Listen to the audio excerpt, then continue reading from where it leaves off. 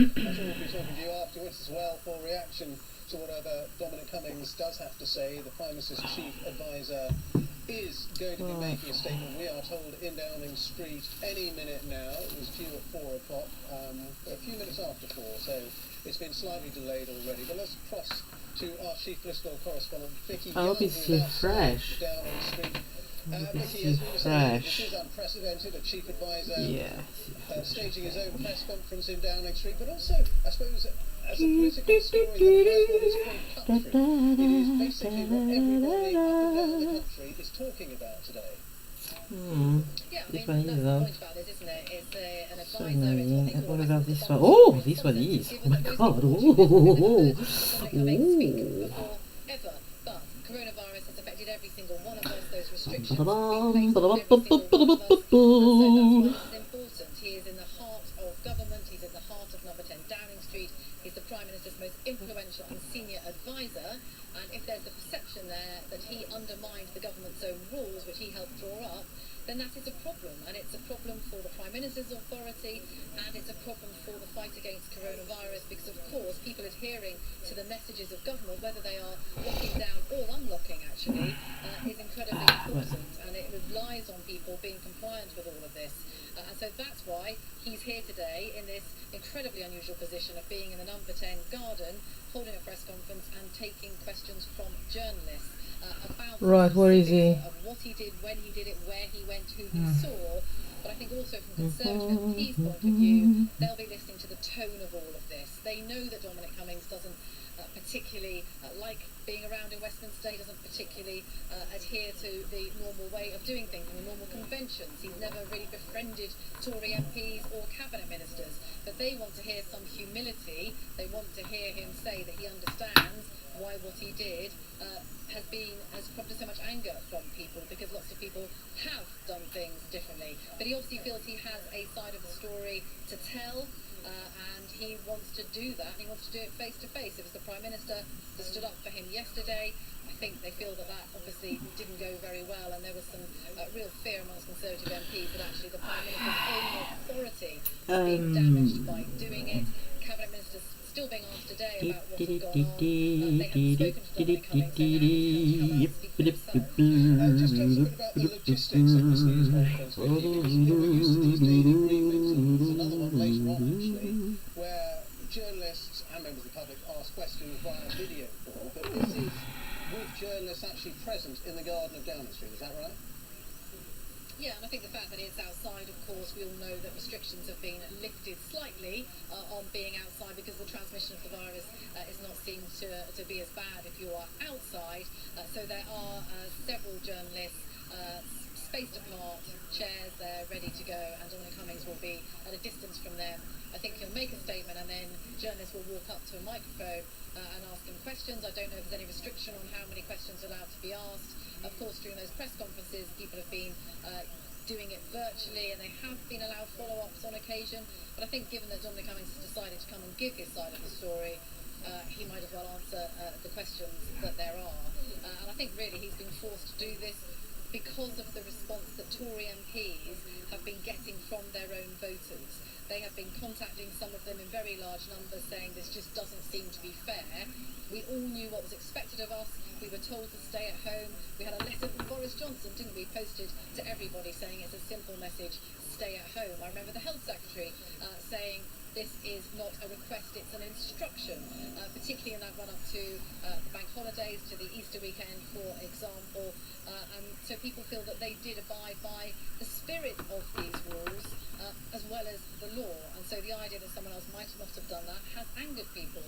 So there have been 20 Conservative MPs who think that Dominic Cummings should resign. Now, some of those have been constant critics of Dominic Cummings, but some haven't. And there have been another group of Tory MPs who are saying that we need to know the answers to some of these questions before we can move on. Because let's face it, this is, of course, is a massive distraction. The fact that this is all focused on a government advisor, when we are still in the middle of this pandemic.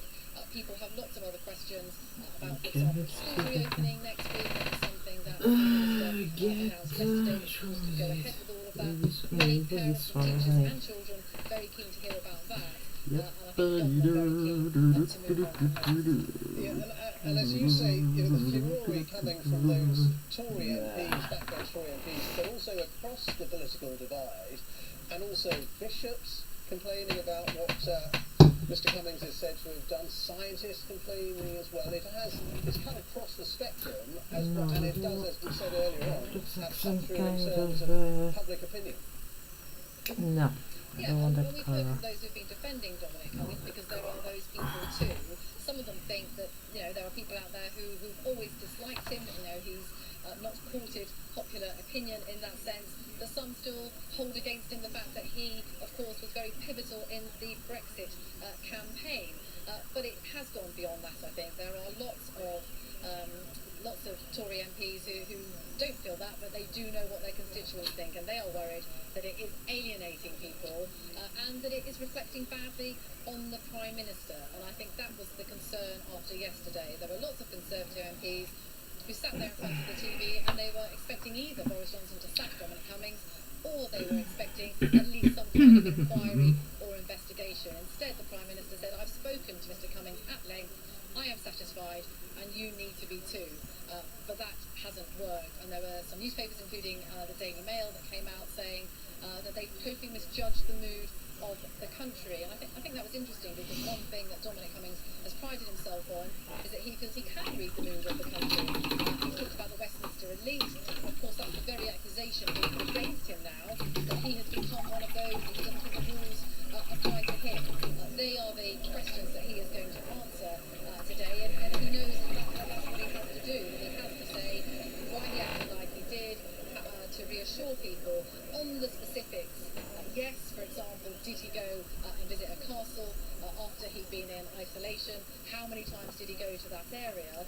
But also, I think it is important about the tone as well, and whether he, you know, realises what people have felt about this and how angry people are. Vicky, stay with us, because that news conference is actually running at least 10 minutes late already, but we'll come back to you in a moment. I just want to tell viewers the latest we're hearing from Durham Police, and they are putting out a statement which says that following significant public interest over the last few days, Durham Constabulary wish to add the following to a statement they put out on Saturday, May the 23rd.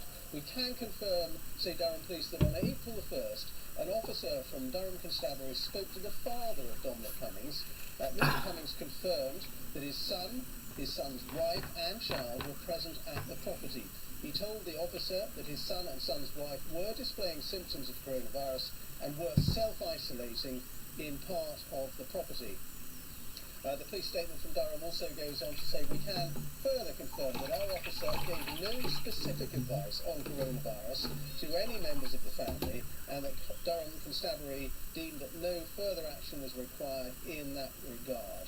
Our officer did, however, provide the family with advice on security issues. So a little bit more detail there about the contact that Durham Police had with the father of Dominic Cummings on April the 1st.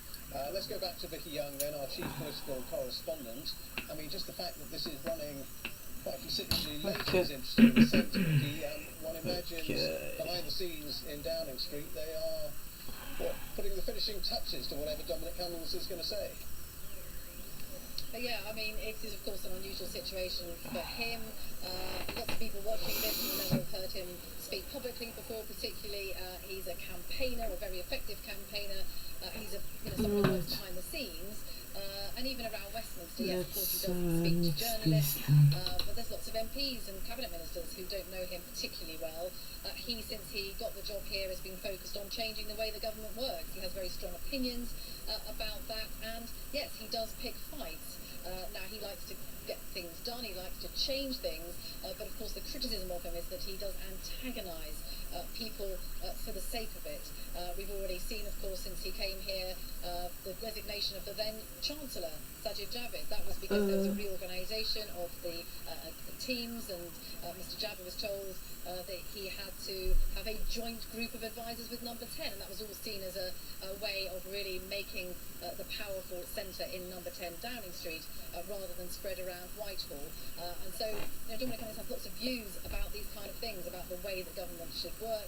He wants to get results quickly. I mean, of course, what's changed since that general election, again, he was pivotal, of course, in that election campaign.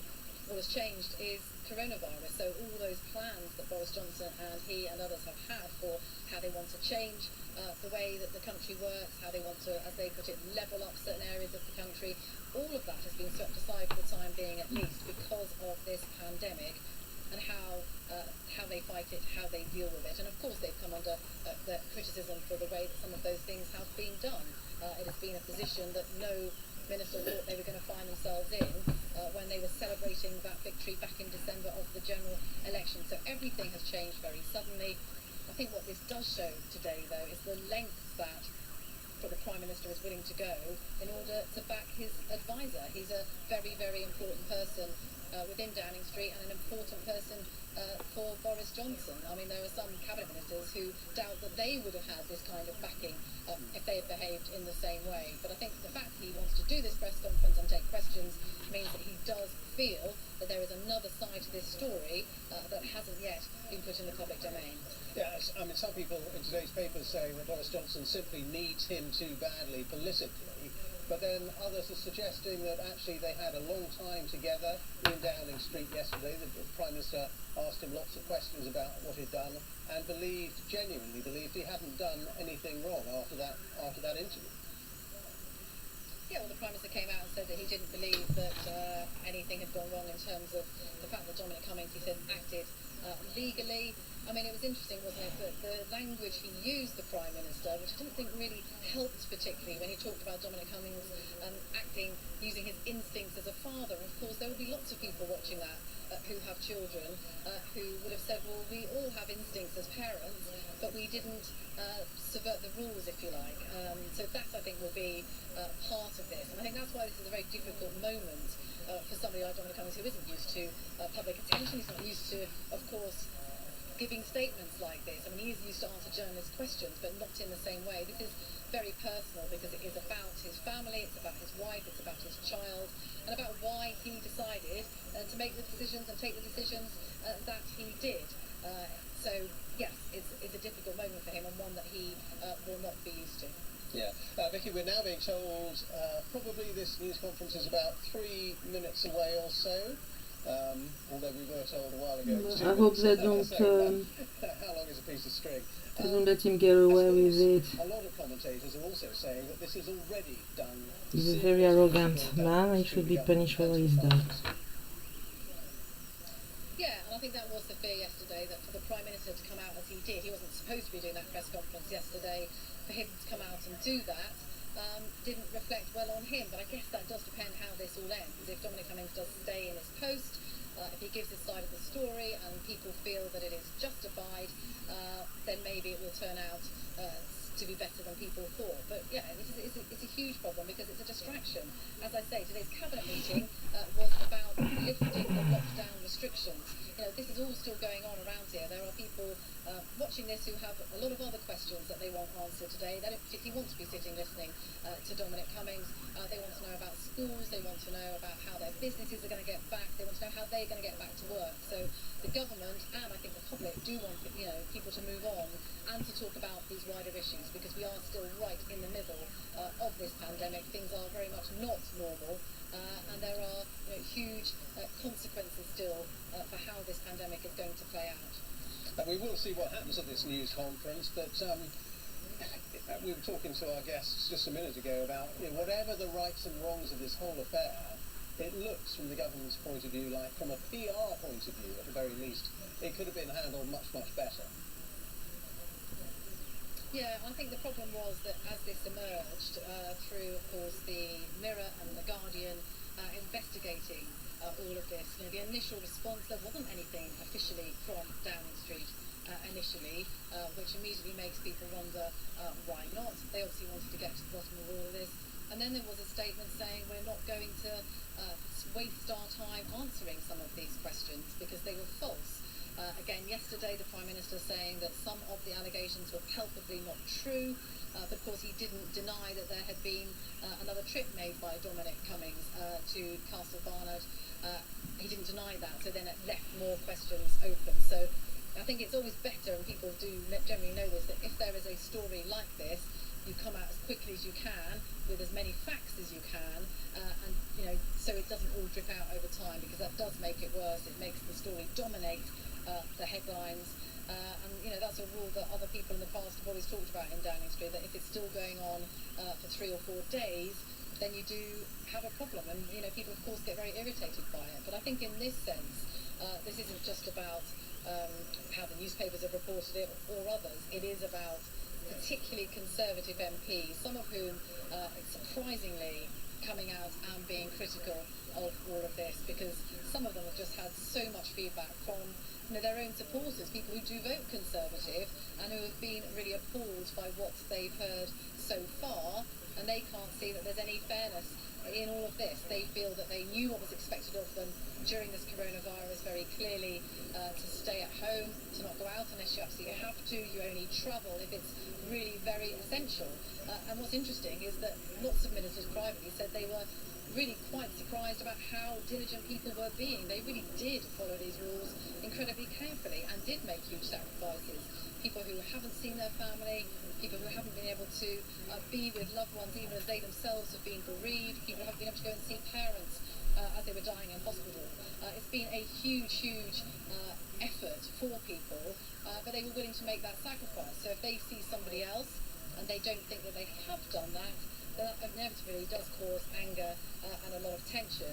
And I think what we're hearing from some of the government scientists today, saying that they felt the problem was it was undermining the message. So behavioural scientists who've looked at this very closely, they've tried to get this message across. We've seen the slogans, we've heard it endlessly for weeks and weeks and weeks from ministers, and they feel that that is undermined quite a lot by maybe not behaving in the way that they should. And we saw it in Scotland with the chief medical officer there, who went and visited another property with friends. Now it took, I think, a day for her to be forced into resignation, but she did resign, and so it has happened elsewhere, because I think people know that that message at a moment of national crisis has to be crystal clear.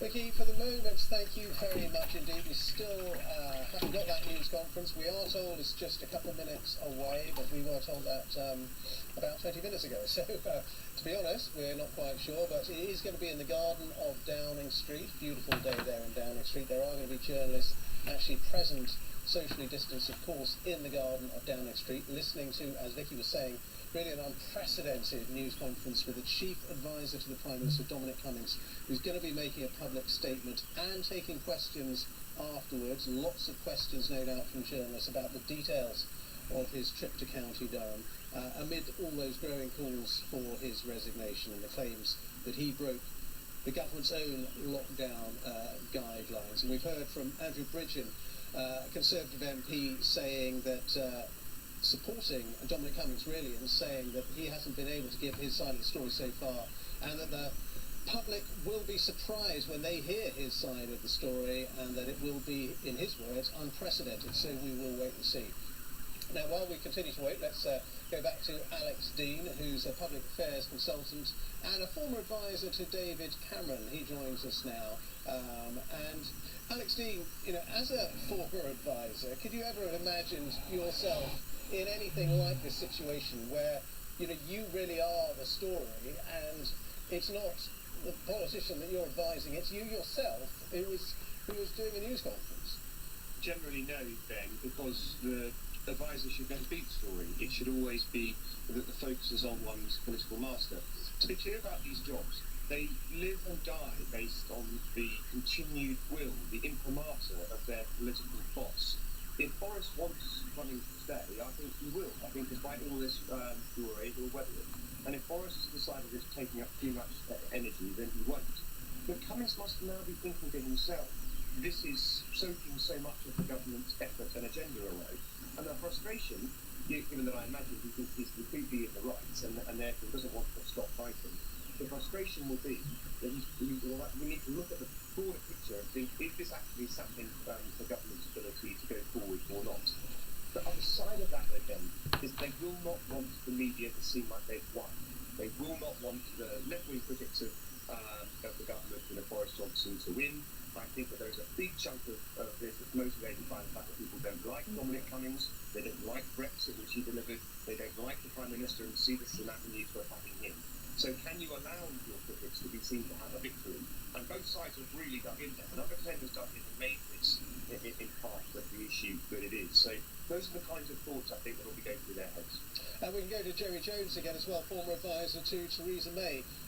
Is that how you see it as well, Jerry? Do you sense that the battle, they can't be seen to give in? It does feel that way, and it's felt that way for a while. They've really circled the wagons. They have felt as though their enemies have been... I think that there's an air of paranoia that comes through, actually, that really makes it difficult for Downing Street to respond to what are reasonable questions purely because they are coming from media organisations that are viewed through the Downing Street prison, if you like, as being hostile. I think the danger for Dominic Cummings is that even before today, there was a huge target on his back for his enemies. But I reckon if you've been out, obviously you can't go out in the street and ask people questions in the same way now as you would have done 6 months ago. But I really don't think that the name Dominic Cummings resonated up and down the country as it will do this evening and tomorrow and in the weeks subsequently. So I think that the problem is that he's not a lightning rod for the Prime Minister anymore. I think that anybody who wants to get at Boris Johnson knows exactly how they can do it and try to unravel the Dominic Cummings myth that is building ever stronger before our eyes. Joey and Alex, stay with us. We may come back to you in a moment. We're still waiting for that news conference to begin in Downing Street with Dominic Cummings. It was scheduled to be at 4 o'clock, so it's 25 minutes or so late. But let's go to Daniel Sanford, our Home Affairs correspondent, because You can't come up with a story. from the Durham police. Just tell us what that says, Daniel. Yeah, so this new statement that you read out a few minutes ago, Don't come up with a it's story. actually quite significantly shift in the position of Durham on Saturday. In the statement that they sent to us on Saturday, talking about the conversation between an officer and Dominic Cummings' father, they said in... Oh dear. Hold on. Well, it stopped. In line with national policing guidelines, officers explained to the family the arrangements around self-isolation guidelines and reiterated the appropriate advice around essential travel, which was widely interpreted as the fact that the police officers had essentially said to Dominic Cummings' father, we're not quite sure that this family should have travelled and they need to now stay in the house. A new statement that just came out at 4 this afternoon says we can further confirm that our officer gave no specific advice on coronavirus to any members of the family, and the Durham Assembly deemed that no further action was required in that regard. Our officer did, however, provide the family with advice on security issues. So while Downing Street had said on Saturday that no conversation had taken place with the family, which doesn't seem to be exactly accurate, the position that no conversation taking place with the family around the coronavirus guidelines now looks like it may indeed be accurate. And meanwhile, Durham police now have the task of trying to investigate exactly what Dominic Cummings and his family did while they were there. Yeah, the Police and Crime Commissioner, Steve White, has asked them to restore trust in the policing in Durham by making sure they get the exact facts of what happens here, what Dominic Cummings' family did and when, and what the policing response to that was. And further, Durham police have also made it clear that they have had some further complaints from the public, and they are examining those complaints and deciding what action to take next. All of which goes back to what they're looking at is a possible breach of the health protection guidelines, which have a maximum fine if paid early of £60. Yeah, I mean, they are in a tricky position, aren't they, Durham police? Because this is an explosive political story. However you look at it, this is the Prime Minister's Chief of Staff. He's supposed to be doing a news conference. We're still waiting for it in Downing Street, and he's actually central to the government, how this goes. And all of these MPs' inboxes are filling up with complaints from members of the public saying, is it one rule for us and another rule for the personal advisor of the Prime Minister, and that Durham sadly don't want to be found in a position where they're also being seen as having one rule for members of the public and another rule for the Prime Minister's personal advisors. As I was saying earlier, there's a little twist on that, of course, which is they also need to be careful that they don't enforce more harshly and do much more intrusive investigation against somebody just because they're a close advisor to the Prime Minister. So that's a difficult candidate that they find themselves stuck in. Right. Daniel, for the moment, thank you very much. Daniel Sanford there, our Home Affairs correspondent, with the latest on the police side of it. Let's go back to Downing Street and join Vicky Young, our chief political correspondent. Well, this is almost half an hour late now, Vicky. I suppose some people might say, yeah, the PR handling of all of this has been a bit chaotic, and maybe that's continuing today. Yeah, I mean, we've had this before, haven't we, with some of the press conferences being rather delayed. Of course, on this occasion, it's not a cabinet minister, it's not the Prime Minister, it is his advisor who's coming out to answer very personal questions about his behaviour. So, maybe not surprisingly, there is a bit of delay, although there's lots of jokes going around that he might be trying to choose which shirt he's going to wear, given he has a very unique style of dressing, I think people would say.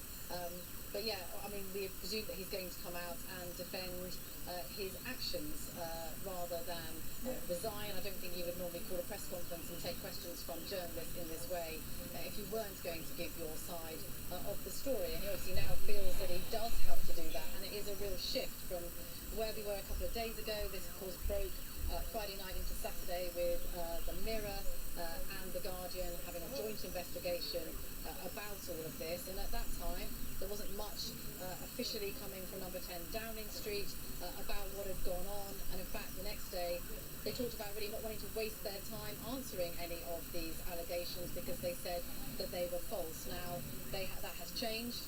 They now realise that they do have to. In the end, Boris Johnson forced to come in front of the cameras yesterday when he wasn't supposed to and try and answer some of these questions.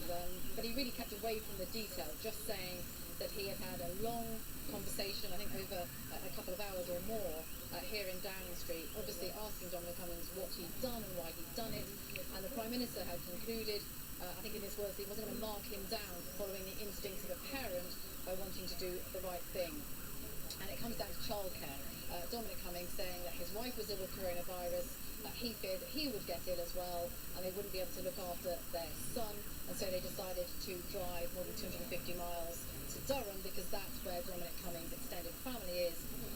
Initially, it seemed that it was his parents that he was going to ask to maybe step in, but then it was his sister who offered to help. Now, in the end, he says that help was not needed, and so he didn't mix with that wider family. And the Prime Minister yesterday saying that actually that 2 weeks of isolation Okay, Vicky, was carried out. Thank you, Vicky. Here is Dominic Cummings, the Prime Minister's About fucking time. advisor. He's coming into the Downing Street garden now to make that statement and to take questions.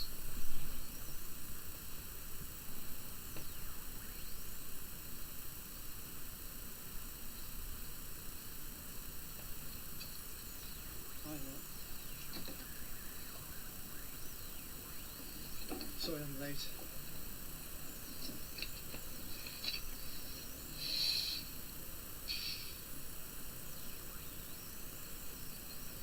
Good afternoon.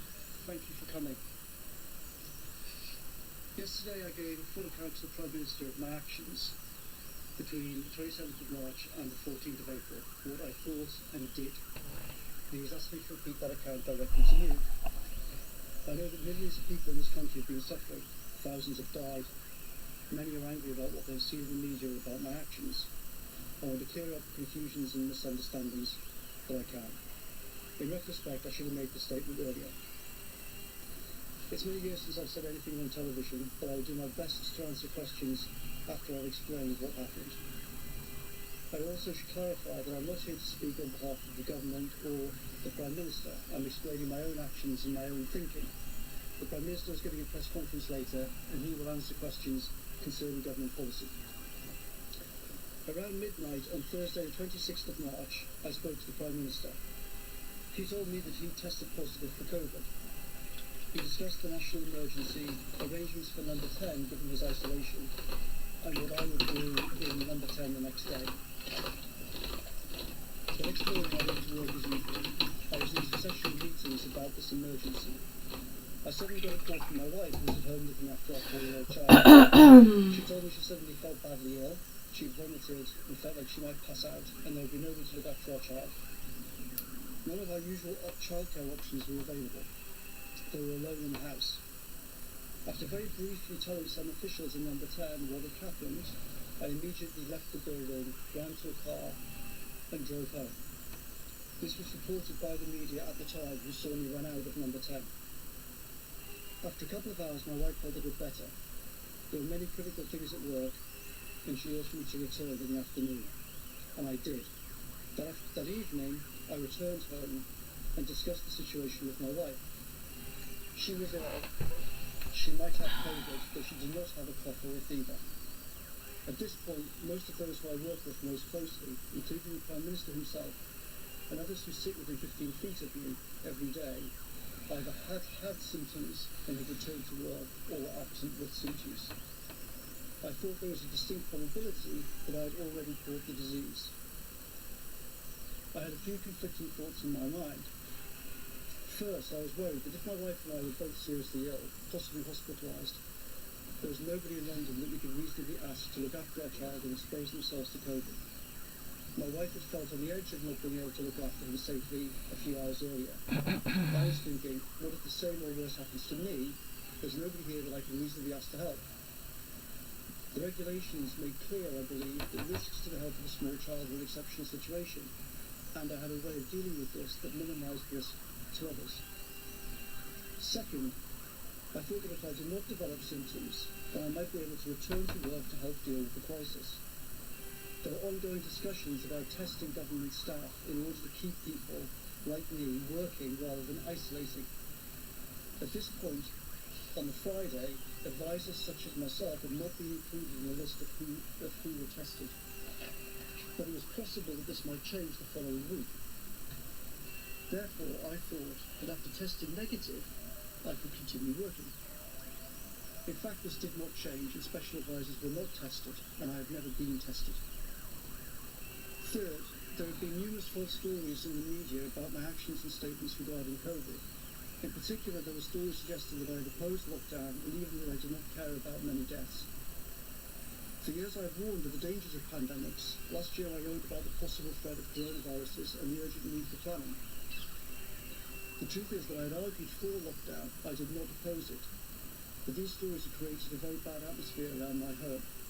I was subject to threats of violence. People came to my house shouting threats. There were posts on social media encouraging attacks. There were many media reports on TV showing pictures of my house. I was also worried that given the severity of this emergency, this situation would get worse.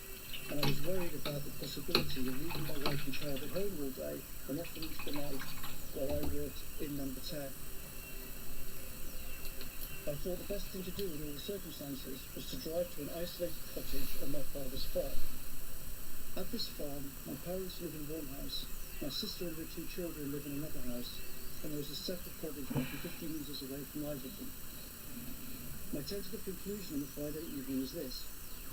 If we are both unable to look after our child, then my sister or nieces can look after him. My nieces are 17 and 20. They're old enough to look after him, but also young enough to be in the safest category, and they have extremely kindly volunteered to do so if needed. But, I thought, if I do not develop symptoms and there's a testing regime in place at work, I could return to work if I tested negative. In that situation, I could leave my wife and child behind in a safe place. Safe in the form of support from family for shopping and emergencies, safe in the sense of being away from our home which had become a target, and also safe for everybody else, because they were completely isolated on a farm and could not infect anybody. Contrary to some media reports, there are no neighbours in the normal sense of the word. The nearest other homes are roughly half a mile away. So in this scenario, I thought that they could stay there for a few weeks. I could go back to work, help colleagues, and everybody, including the general public, would be safe. I did not ask the Prime Minister about this decision. He was ill himself, and he had huge problems to deal with. Every day I have to exercise my judgment about things like this and decide what to discuss with him. I thought that I would speak to him when the situation clarified over coming days, including whether I had symptoms and whether there were tests available. Arguably this was a mistake. And I understand that some will say that I should have spoken to the Prime Minister before deciding what to do. So I drove the three of us up to Durham that night, arriving roughly at midnight. I did not stop on the way.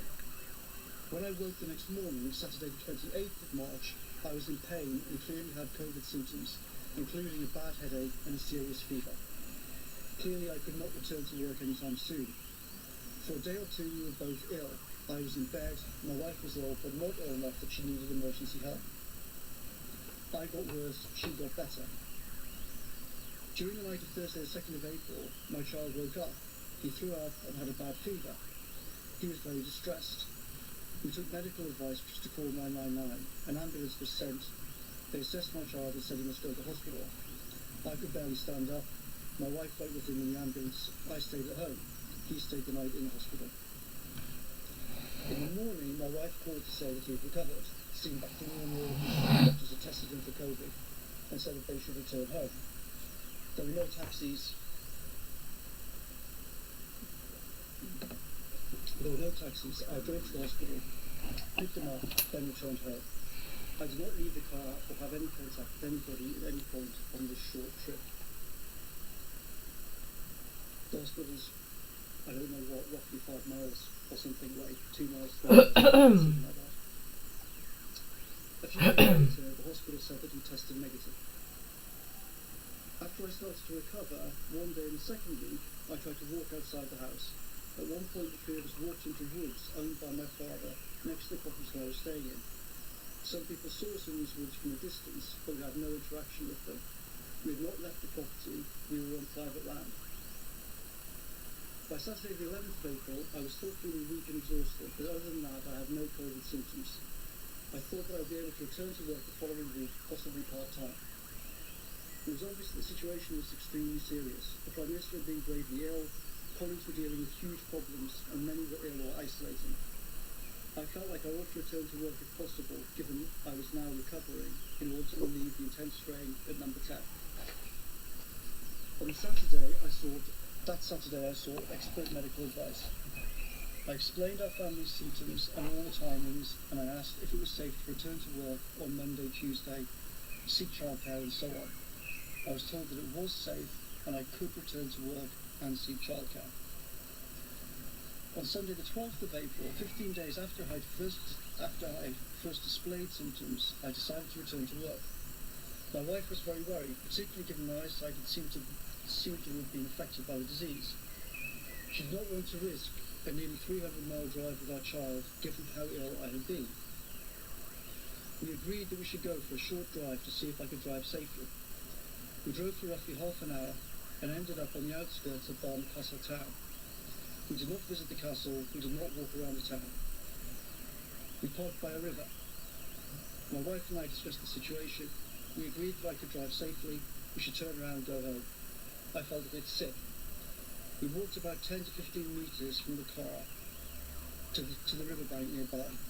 We sat there for about 15 minutes. We had no interactions with anybody. I felt better. We returned to the car. An elderly gentleman walking nearby appeared to recognise me. My wife wished him happy Easter from a distance, but we had no other interaction. We headed home. On the way home, our child needed a toilet. He was in the back seat of the car. We pulled over to the side of the road. My wife and child jumped out into the woods by the side of the road. They were briefly outside. I briefly joined them. They played for a little bit, and then I got out of the car, went outside. We were briefly in the woods.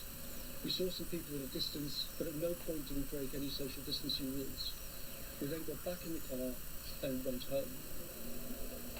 We agreed that if I continued to improve, then the next day we should return to London and I would go back to work. We returned to London on the evening of Monday the 13th of April, Easter Monday. I went back to work in number 10 the next morning. At no point between arriving and leaving Durham did any of the three of us enter my parents' house or my sister's house. Our only exchanges were shouted conversations at a distance. My sister shopped for us and left everything outside. In the last few days there have been many media reports that I returned to Durham after the 13th of April. All these stories are false. There was a particular report that I returned there on the 19th of April. Photos and data on my phone prove this to be false, and local CCTV, if it exists, would also prove that I'm telling the truth that I was in London on that day. I was not in Durham. During this 2-week period, my mother's brother died with COVID. There are media reports that this had some influence on my behaviour. These reports are false. This private matter did not affect my movements. None of us saw him. None of us attended his funeral. In this very complex situation, I tried to exercise my judgment the best I could. I believe in all circumstances I behaved reasonably and legally, balancing the safety of my family and the extreme situation in number 10 and the public interests in effective government to which I could contribute. I was involved in decisions affecting millions of people, and I thought that I should try to help as much as I could do. I can understand that some people will argue that I should have stayed at my home in London throughout. I understand these views. I know the intense hardship and sacrifice that the entire country has had to go through. However, I respectfully disagree. The legal rules inevitably do not cover all circumstances, including those that I found myself in. I thought, and I think today, that the rules, including those regarding small children in extreme circumstances, allowed me to exercise my judgment about the situation I found myself in, including the way that my London home had become a target, and all the complexity of the situation. I accept, of course, that there was room for reasonable disagreement about this. I can also understand some people think I should not have driven at all anywhere. But I had taken expert medical advice. It was 15 days after symptoms. I had been told that I could return to work and employ childcare. I think it was reasonable and sensible to make a short journey before embarking on a 5-hour drive to see whether I was in a fit state to do this. The alternative was to stay in Durham rather than going back to work and contributing to the government's efforts. I believe I made the right judgment, though I can understand that others may disagree with that. I've explained all of the above to the Prime Minister. At some point during the first week when we were both sick and in bed, I mentioned to him what I had done. Unsurprisingly, given the condition we were in, neither of us remember the conversation in any detail. I did not make my movements public at the time. Because my London home was already a target, I did not believe that I was obliged to make my parents' and my sister's home a target for harassment as well. I understand that millions of people have seen media coverage of this issue. I know that millions have endured awful hardship, including personal tragedies, over the past few months, and people are suffering every day. And I know that British people hate the idea of unfairness. I want to explain what I thought, what I did, and why over this period, because I think the people like me who helped to make the rules should be accountable for their actions. I'm happy to answer questions from the media who are here. Sorry, I've got a list, and I was told to ask the people in this order. Laura. Thank you very much, Mr. Cummings. Do you regret what you did? Because many people in this country have made heartbreaking sacrifices in the last couple of months in order to stick to the rules that you were part of putting together. And many people may have listened to you and think you made your own interpretation. And you understand, for some people, it seems as if there was one version of the rules for you and one version of the rules for everyone else. Thank you, Laura. No, I don't regret what I did. As I said, I think reasonable people may well disagree about how I thought about what to do in these circumstances, but I think that what I did was actually reasonable in these circumstances. In terms of the rules, I think that the rules made clear that if you're dealing with small children, then that can be exceptional circumstances. And I think that the situation that I was in was exceptional circumstances, and I think that the way that I dealt with it was the least risk to everybody concerned if my wife and I had both been unable to look after our 4-year-old. It may sound to many people this afternoon, though, that you're using a loophole that was in complete contrast to the message people heard day after day from number 10 of stay at home, stay at home, stay at home. Do you understand why some people are really angry about this? Not just respectfully disagree, that they're furious. I certainly do. I mean, I've I've seen some of the media obviously over the last couple of days, and I'm not surprised that a lot of people are very angry, and lots of people, you know, if you're someone sitting at home watching all the media over the last 3 days, then I think lots of people would be very angry, and I completely understand that. But I hope and think that today, when I've actually explained all of the circumstances about it, I think people will realise this was a very complicated, tricky situation. I was trying to weigh up a lot of different things. Some people might have behaved differently in some ways. As I said, you know, arguably it was a mistake that I didn't call the Prime Minister on the Friday night, and I just did what I thought was the right thing to do. But I have to make decisions like that every day, and yes, I understand that people watching the media could be very upset about what's happened, but I've explained why. Offer any regret, any apology to people who didn't have the ability to make the decisions that you did, who didn't have the resources to do what you did?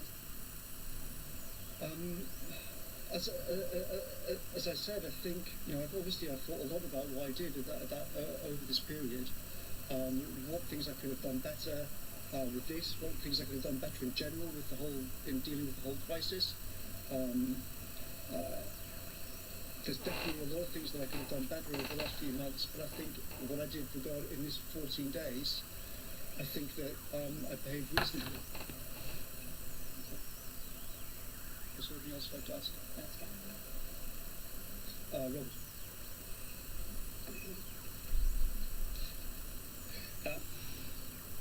So, just to be absolutely clear, in this 14-day period and subsequently, apart from one visit to Durham and back, and a trip to Barnard Castle, neither you or Mary have been anywhere else at all.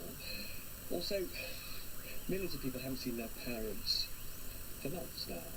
Can you just tell us a bit more about the nature of your contact with your parents? And then, finally, your own scientists are worried, they said this last night, that by introducing an element of personal discretion into the interpretation of the rules, you are putting lives at risk.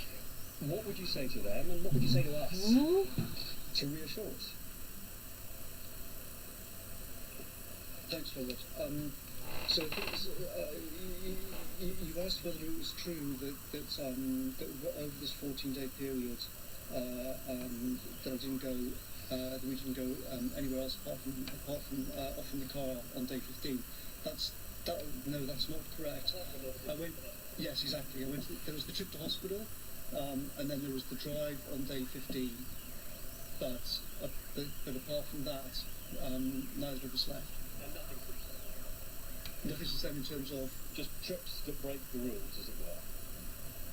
No, I mean I left. I mean I'm not exactly sure where the boundaries of London are, but as far as I'm aware, the only time that I left London since Tuesday the 14th was to go to Chequers for meetings with the Prime Minister.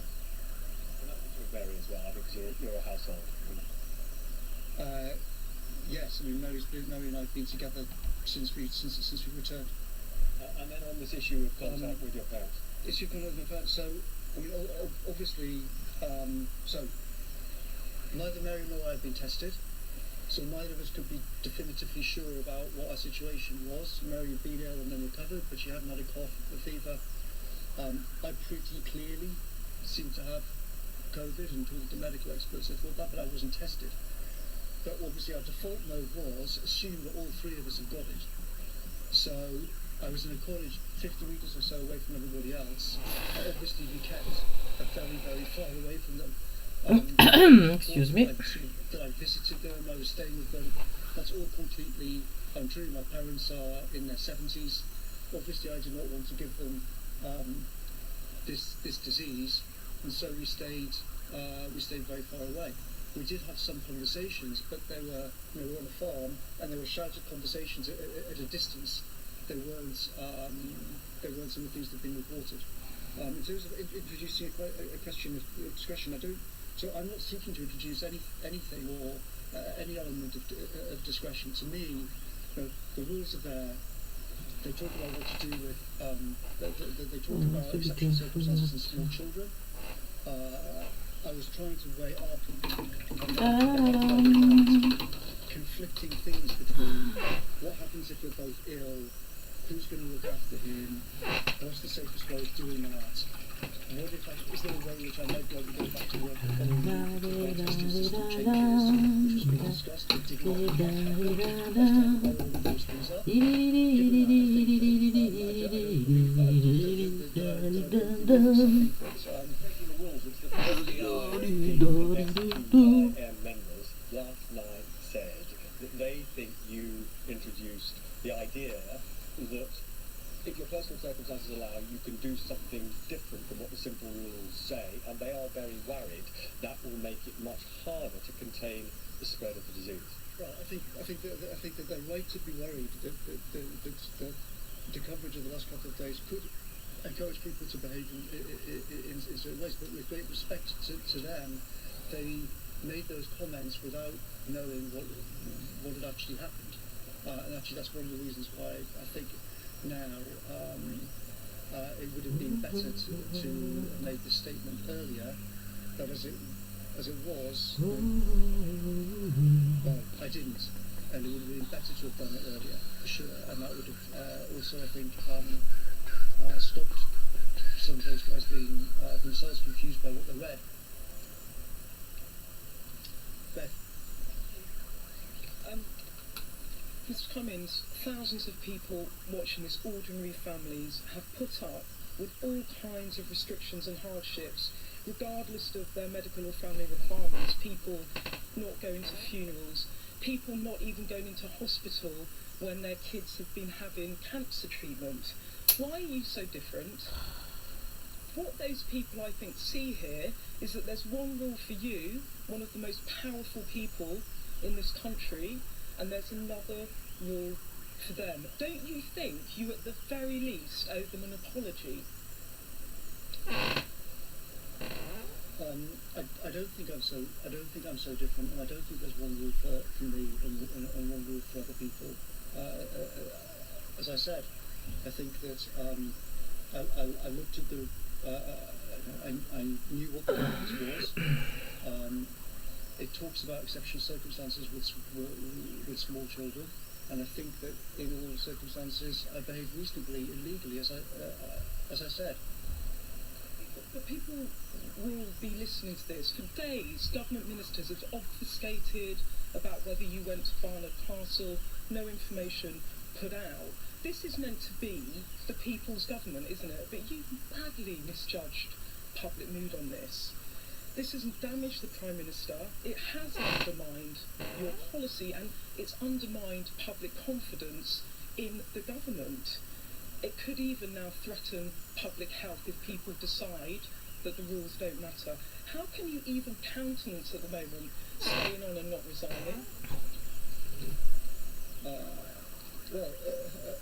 As I said, I think there is understandable anger, but a lot of that anger is based on reports in the media that have not been true, and it's extremely regrettable. But the media that were reporting some of these things that were wrong were told that they were wrong, but they reported them anyway, and that has caused a lot of anger. I know a lot of people shouted at me in the street, "Why did you go back? Why did you go back to see your parents just because you wanted to?" But I did not do that. I'll just ask you one more thing. You went 260 miles, you didn't stop, but you didn't think that you ought to check with the Prime Minister, knowing how that might look when we were at the height of lockdown and we were all being told not to go anywhere and to stay at home and to self-isolate if we had COVID. I know you have circumstances, but how could you not even check with your boss? Well, as I said, I think that's a very reasonable question, and I think a lot of people would say that I ought to have called the Prime Minister about it, but all I can say is what I said earlier on about what my state of mind was at the time. He himself had just tested positive hours earlier. He was ill. he was upstairs in number 10 in bed. He had a million things on his plate. We all had a million things on our plates. We were trying to do lots of things. One of the things I have to decide every day is what to bother the Prime Minister with and what not to bother the Prime Minister with.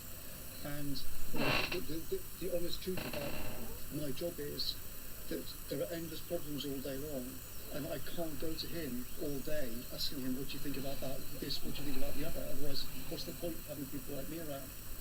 I have to get on with things, I have to make decisions. Sometimes I do the right thing, and sometimes I make mistakes.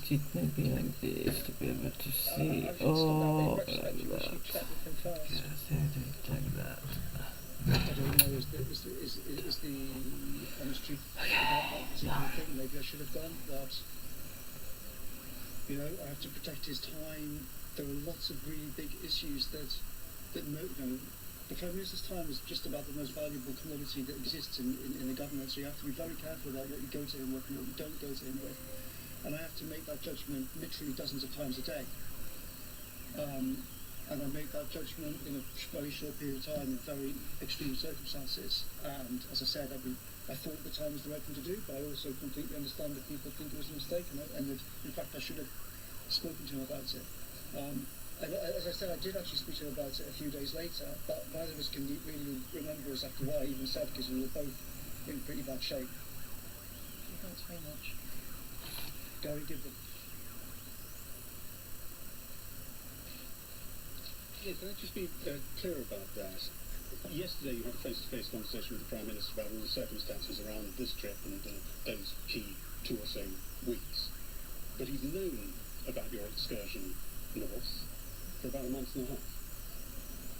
And he didn't ask you anything until yesterday. So, regarding the first part of the question, yes. Essentially what I've just told you guys is what I told the Prime Minister yesterday, and I went through all... yes, he asked me about it on... Was it Friday night that the story broke, I think? I can't remember if it was Friday night. So he knew it was when the story broke he was interested. It was when it was public he was interested. It was when it was public he was interested. He didn't ask you anything before that. He just knew. So, as I said before, we spoke about it in the week after it happened. I can't remember what day, but in the days following, we were both in bed ill. We had a few conversations on the phone. Since then, he knew for a long time. Well, so as I said, I spoke to him about it then. I told him about that, but to be honest, that was like the least of the things we were thinking. My movements were not part of our conversation. We were talking about the message the government's been putting out there. Do you say you don't regret what you've done? You think you acted correctly? We were talking about vaccines. We were talking about treatments. We were talking about hundreds of very important things. And we did not spend a lot of time talking about me, where I was in my own circumstances. Let me ask you about one of those very important things. With tracing perhaps kicking off in a big way in the coming weeks, people will be asked to isolate. The public health message will never have been more critical, perhaps. Mm-hmm. Do you think public adherence to those instructions will be weaker or stronger as a result of your recent activities? Well, I hope we're not affected, and I hope that that now that people know what actually happened, and that some of the false stories that have all been circulating and driving a lot of people understandably mad about it, then I hope that people will realise. You've stood up the central story in this allegation that you drove a very long way from home when everyone was told to be at home. If there was more leeway in these instructions than we thought, why didn't you tell everyone about that? Well, with great respect, Gary, given that distance, I'm trying to answer the question. With great respect, it's not just a simple matter of the regulations. The regulations describe various exceptional circumstances where it may not be possible to follow the rules. It doesn't say you must stay at home in all circumstances. It says that there are some circumstances in which you won't be able to follow these rules. And it seemed to me that I was in such an exceptional circumstance, and I was trying to balance all of these very complicated things. People were staggered to hear you say that when the message was so clear: stay home. Is the fact that the Prime Minister can't do his job without you? The guidance says, if you are living with children, I'm reading out the actual guidance. If you're living with children, keep following this advice to the best of your ability.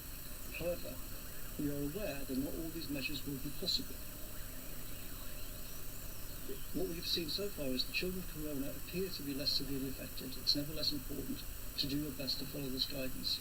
Now, you know, and you know as well as I do that there are the deputy chief medical officer has discussed this. There's been various discussion about it. If you've got if you've got a child that's 4 years old and neither of you can look after him, the guidance doesn't say you've just got to sit there. So I think as I've said, I think I behaved reasonably in all of this, given all the circumstances and the different things I had to try and weigh up. Jason Groves. Hi. You blame the media for this mess that you've got the government into. Whatever legal nicety you may have, you haven't broken the letter of these regulations. You've driven a coach and horses to the spirit of them, and that is why people are so cross about it. I don't agree. I think that's not. No, I don't agree. So let's go through it, shall we? I mean, you left London with your wife who had coronavirus symptoms, completely against the regulations. You're up in Durham, and you decide to go for a drive on a weekend when a few yards from here, the Foreign Secretary that weekend was telling us to stay at home and save lives. You went for a drive, you sat by a river, you went for a walk in the wood. I mean, you may or may not have a way of justifying this to yourself, and possibly there may be some legal loophole. But you've broken the spirit of it, haven't you?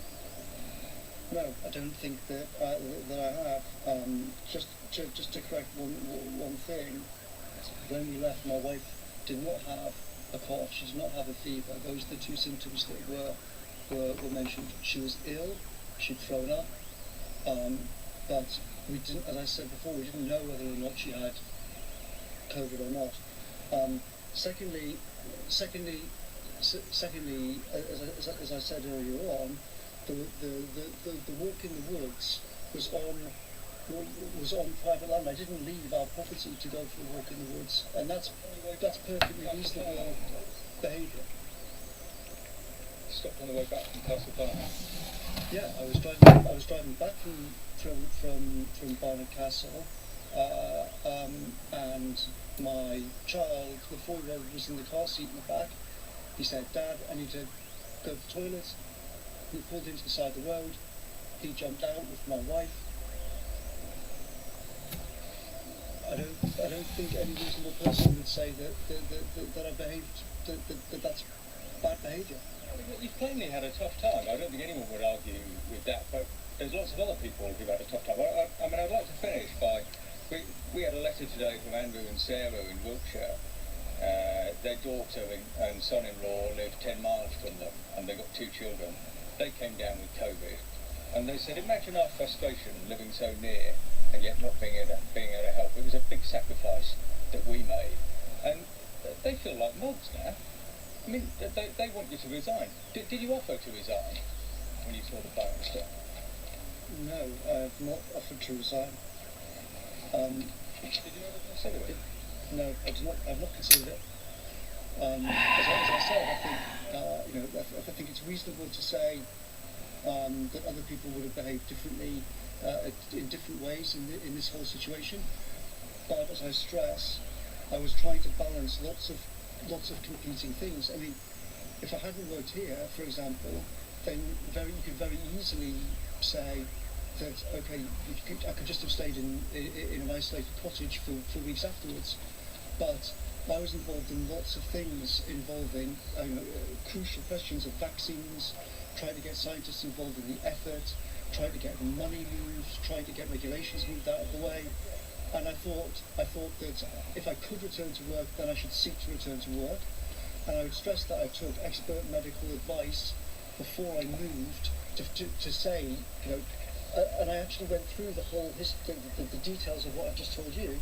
I went through on Saturday the 11th, on day 15, sorry, just that day 14 or 15, I can't remember now, whatever, but anyway, it's day 40, so So yeah, Saturday the 11th. On day 14 is when I took medical advice. That's day 14 of the symptoms, and I was told then that you're clear to. I said, can I go back to work Monday, Tuesday? And I was told yes. Given what you've explained, you are not a danger to the public now, and you can safely go back to work and hire childcare. So given that, I thought that I ought to try and go back to work and try and do what I could in this emergency. Okay, thanks. Anna Mikhailova.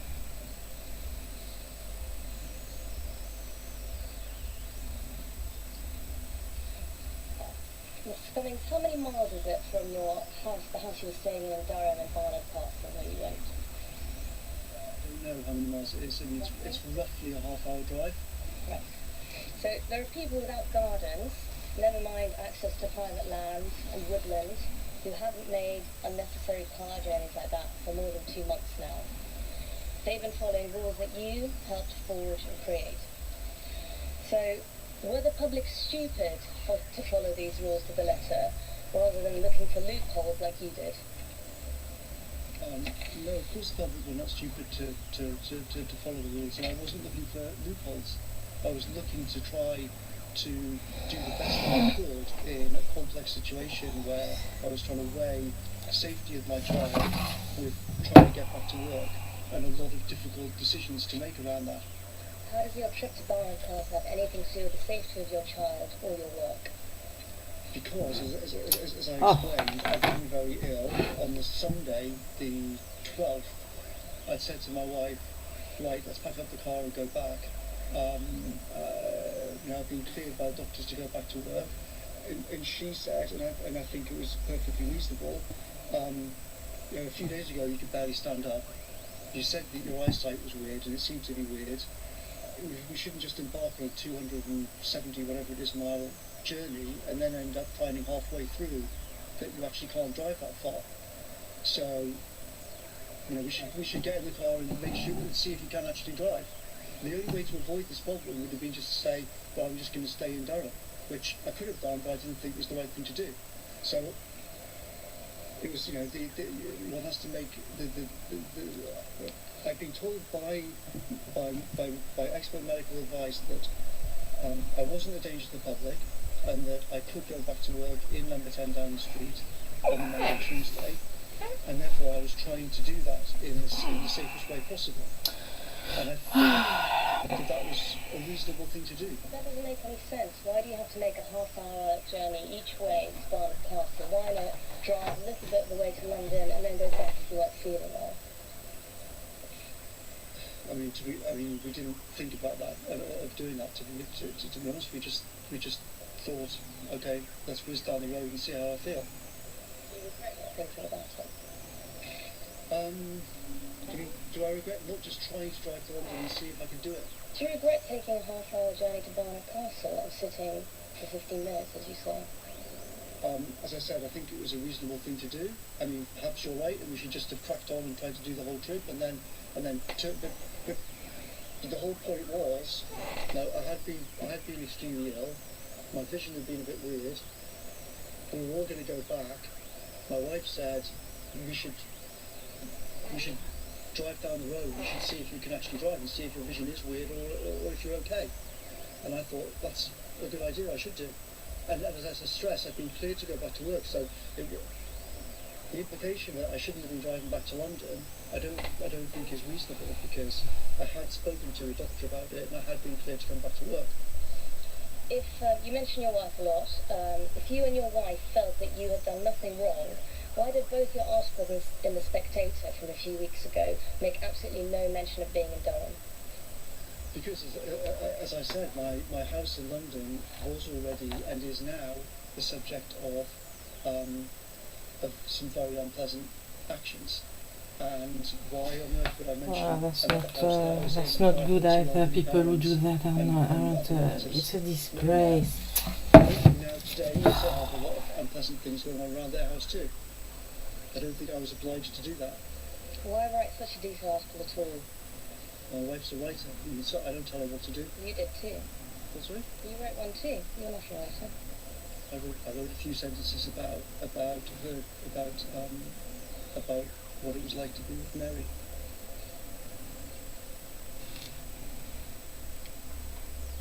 Nicola. Thank you, Mr. Cummings. You said that you sought expert medical advice before returning to London from Durham. Yes. Did you seek any such advice before making the initial trip to Durham? No, I didn't. And were you confident, or how could you be confident, that you wouldn't be putting anybody else at risk by making that trip? So the point was that I knew that I could get to a place that was completely isolated. I knew that I had a full tank of petrol. I could drive to a place where it was completely isolated from everybody else. I knew that if me and my wife could not look after our small child, there was a 17-year-old and a 20-year-old 50 metres away that I could call and say, we need help. They are old enough to look after a child and also young enough to be in the least risk category. If I'd stayed in London and a similar thing had happened, then I'd have had to get somebody else there and expose them to danger, or invite them into the house, which would also expose them to danger. The way that I did it seemed to me to be the safest thing for everybody in some circumstances. In fact, as it turned out, I didn't have to put anybody in that house in danger because although we were both ill and I couldn't look after a 4-year-old, my wife could. So, as I stressed, I think that in all the circumstances, it was the most sensible thing to do. You mentioned you had a full tank of petrol when you left. Did you then have to fill up before you came back? Was that another stop that you made? No, we drove up and then we went back, and then I'm pretty sure we pulled in and filled up the petrol on the way back. But remember, at this point, I'd been cleared to drive back to work, and so I don't think in any way that was breaking the rules. I think it's just important to be clear exactly how many stops you've made, because you've disputed some of the accounts that have been reported. Yeah, so on the way up I didn't stop at all, and then on the way down I can't be entirely sure, but I'm like 95% sure that I did stop on the way back down and fill up the petrol, but that might be wrong. Right. And you said in the statement you read out that you tried to exercise your judgment in doing the best thing for your family. People up and down the country have been trying to do the best for their families. You talked about complicated circumstances. So many people have those. They have competing caring needs for children, for elderly people. Most people that me and my colleagues here have spoken to did not think what you did was within the rules, regardless of whether they had the opportunity to make such a journey. There are single parents who have had COVID-19 and had to care for, even younger children than you, because that's the situation they found themselves in, and they were following the advice issued from this building. How can you not feel apologetic towards them for undermining the rules that you helped to create? Well, obviously, I feel extreme sympathy for single mums who would have been in such a terrible situation. But all I can do is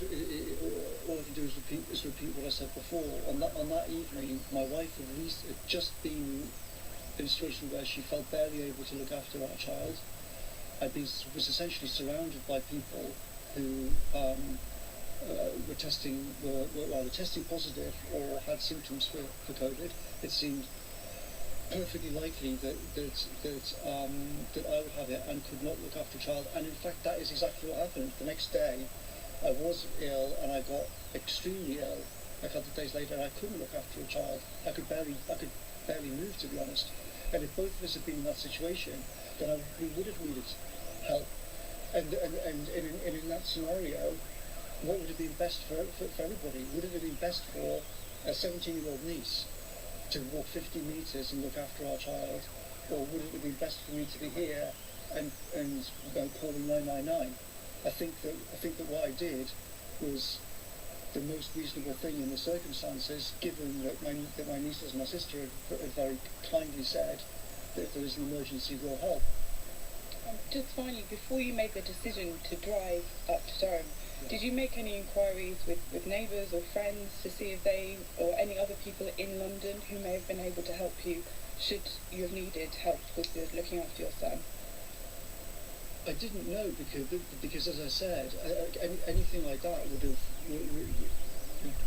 doing that would, well, first of all, I don't think it would be reasonable for me to ask someone, some friend, to come and expose themselves to a deadly disease when a 17-year-old niece has already volunteered to do it for me. So, to be honest, I didn't really think about that. I thought, well, I'm lucky. If this nightmare does happen, then that's the best thing for everyone.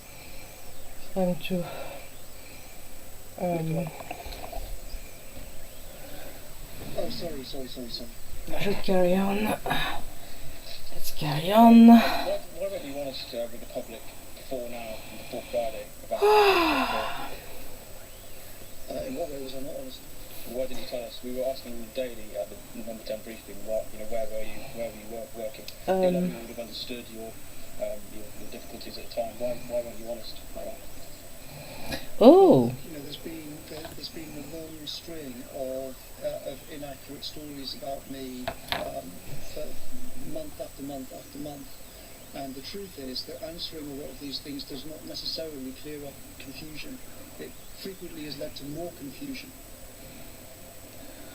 So you weren't worried that you admitting and being honest to the public that you were travelling to Durham, very understandable circumstances, could have sent out a wrong message to other families? Yeah, I was worried. I was really worried about the whole thing.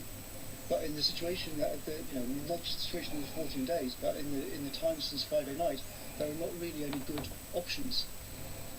Did you regret not laying out quite clearly, maybe when you came back to avoid security problems, just being honest with the public? Yes, I do. As I said, I think at the beginning of the statement, I think in retrospect, it would have been better to set this out earlier on. But we have to make judgments about these things in number 10. Our judgment at the time was that if we start trying to explain everything, then it would actually lead to more confusion. That often happens around here.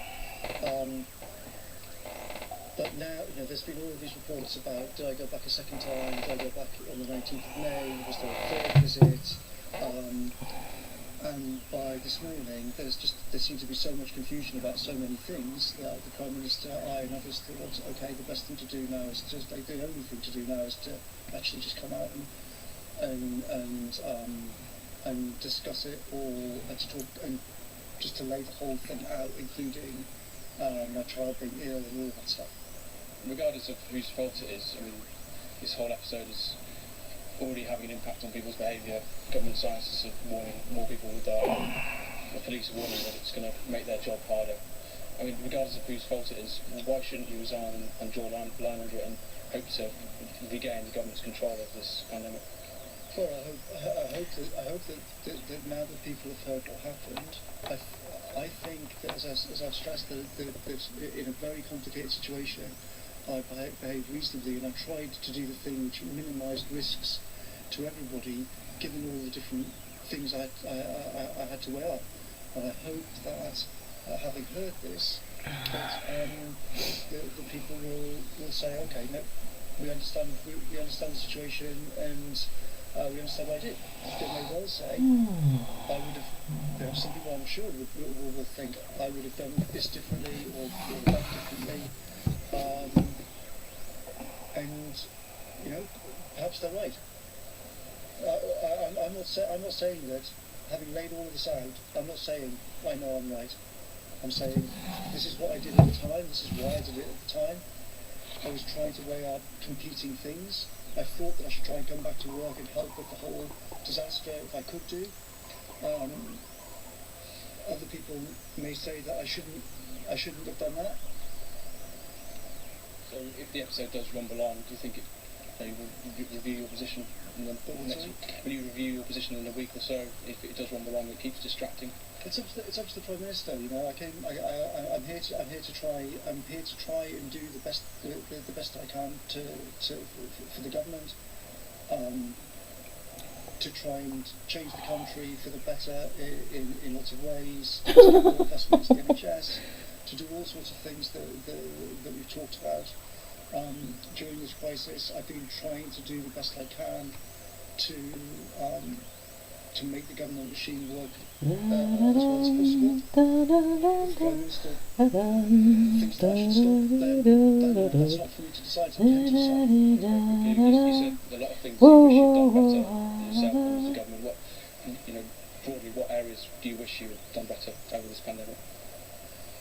I think it's better, as I said at the start, it's not for me here to answer all the questions about government policy over all of this. I think that's a job for the Prime Minister, and he'll be giving a press conference later on. What I was saying was, I know that I've made mistakes in dealing with this thing going right back to January.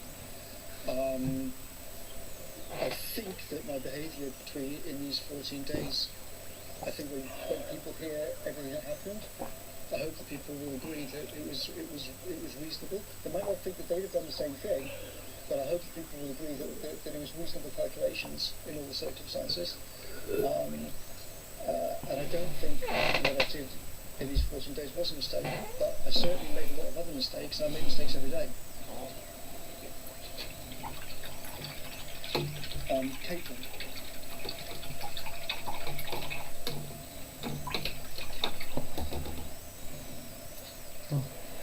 Thank you. You've already said, Mr. Cummings, that there was an available empty property at your parents' farm. It may not be a second home, which to which travel is explicitly banned in the regulations, but it's certainly a privileged position. Does your story not make it the case that it's one rule for most of us and another rule for everybody else who can bend it slightly because they've got the luxury of an empty house lying around? No, as I've said, I don't think that's the case. The reason why I went to that place was it seemed like the safest option, given the considerations, and I was weighing up what's the safest thing for my child, what's the safest thing in terms of how could I get back to work and try to help with this emergency, what's the safest thing in terms of the whole the problems with my current house, and I was having to weigh all these things up and make a decision in a very short period of time. But lots of people would have liked to weigh up what the safest option was for their child and would have liked to have thought that they had the opportunity to go to an empty, safe space. Did you not at all have any thought that, I should be going through this in the same way that everybody else is? I should be staying at home and doing everything that I can. Obviously I thought, well, I'm not sure I can really usefully add to what I've already said. I think I've explained what my thought process was. I was trying to balance these three things about safety to my child, and I stress the point about it wasn't that it was some nice place to be. If you've been there, you'd see that it's sort of concrete blocks. The point about it was not that it was a nice place to be, but that it was the safest place to be in the circumstances, and it meant that I didn't have to expose other people to risk unless I absolutely had to in a critical emergency. And I thought that the regulations, as I stressed, the regulations say we are aware that not all these measures will be possible if you're living with children. And I had a wife who'd already said, she was close to not being able to look after a child. I was thinking, this might be me tomorrow. In fact, it was me tomorrow. What do I do then? And I think, if you imagine this situation, if both of us had been unable to look after him, then the way that I organised it was the way in which the smallest risk to the smallest number of people was actually going on. And given that and the other things I was also thinking about, I think it was a reasonable thing to do. But as I stress, I can understand that some people might say, it's your own fault that people are making threats at your house. That's not a good reason to leave. We've all had to stay.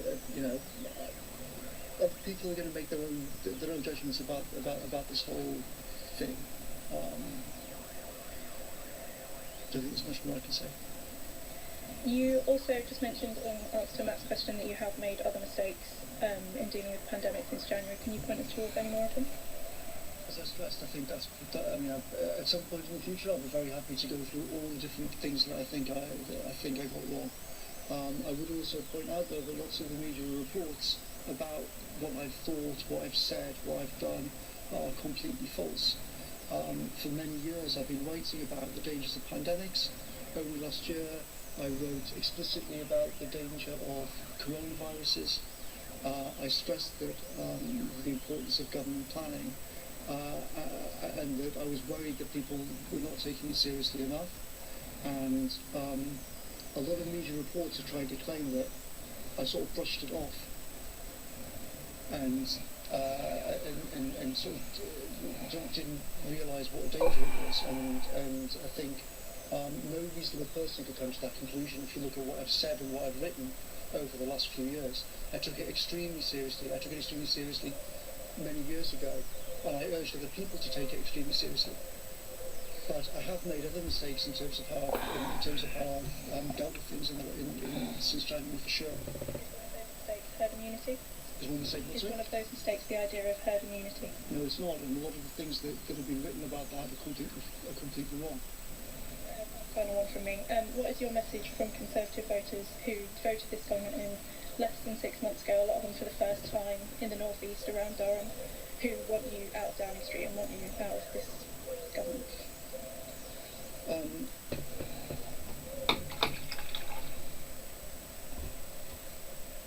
What's my message to them?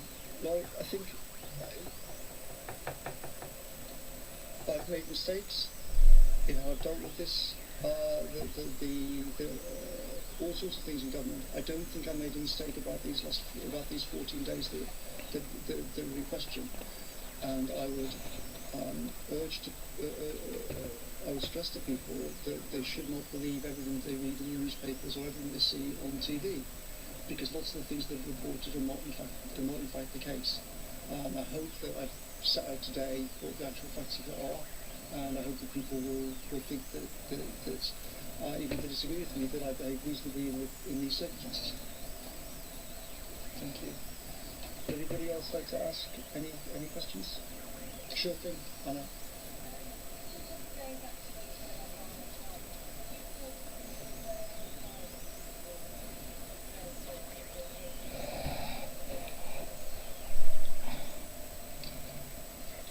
Well,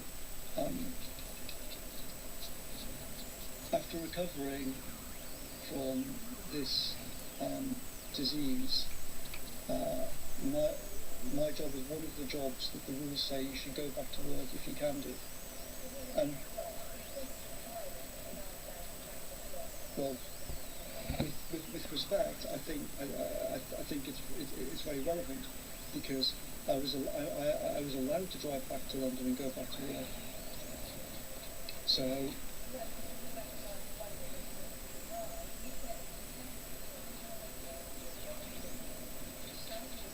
yeah.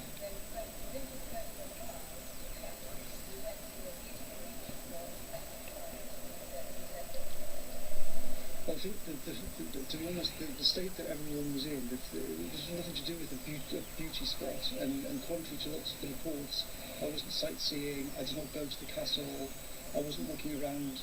There are lots of things that have been said about this that are not true.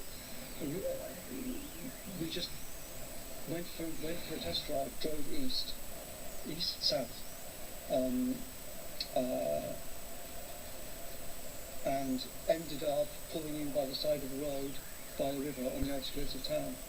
And my wife and I discussed it and said, okay, you can drive, this feels safe, let's go back, and tomorrow we'll pack the car up and go back to work. As I say, I was entitled to go back to work, I was encouraged to go back to work, and I think going back to work was the right thing to do. But I think it's also reasonable to try and do it safely, for me, for the family that I'm driving, for everybody else in the road as well. La la la la la la la la la la la la la. Do do do do do do do do do do.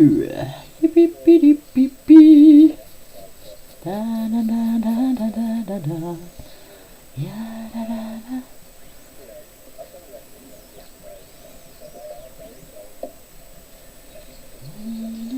Da, la la la. La la la la la la. La la la la la. La la la la la la. Whoa whoa whoa la la la. La la la la la la.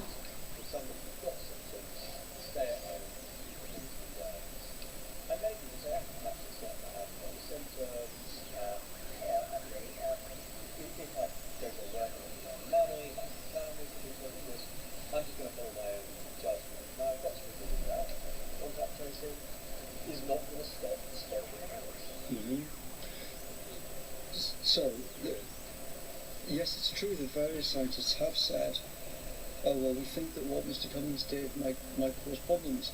But I would stress that a lot of the things which they think I did not do. There have been, yes, but with great respect, Robert, you are allowed to exercise judgment. The rules explicitly say that, as I stressed before, the rules explicitly say that when you're living with small children, you have to exercise your judgment in that situation. That's what the rules say. The rules are not millions of pages long explaining exactly what you do in every possible circumstance. And if we try to write rules like that, then they could easily cause more trouble rather than less trouble. So of course people have to make judgments about these things. Some of the people who've said that what I did is encouraging people to behave badly, are doing so thinking that as per various media reports, that I went to stay with my parents. I did not in any meaningful sense stay with my parents. I was not in the same house as my parents. I never went into the same house as my parents. It's not true to say I went to visit with my parents. It's not true to say that my parents helped me with childcare. All of these things have been reported. That is not the case. That is not what happened.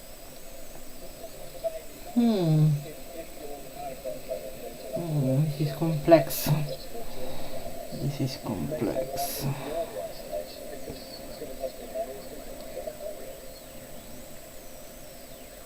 With respect, that situation does not apply to me, and that's not what I was saying. No, it's not apply to you. What I'm saying is that the moment you introduce another mobile, I want to protect my family. The risks become that less clear and obvious. As I stressed before, but with great respect, I am not introducing an element of discretion or judgment. The rules necessitate that you exercise judgment. If you look at the actual official rules on the NHS website, you can't do anything but exercise judgment in these circumstances with a small child. It doesn't go into lots of different circumstances and say what to do. There is no regulation covering the situation that I found myself in on Friday night. I had to exercise judgment about what to do, weighing up all of these different things. Okay. Thank you very much, everybody. Take care. So there we are. Dominic Cummings ending that very long news conference, more than an hour in fact, in the garden of Downing Street in shirt sleeves. He made a statement about his journey to Durham with his wife and son, and then took questions from the journalists there. You can see them in the garden of Downing Street. Some pretty hostile questions amongst them.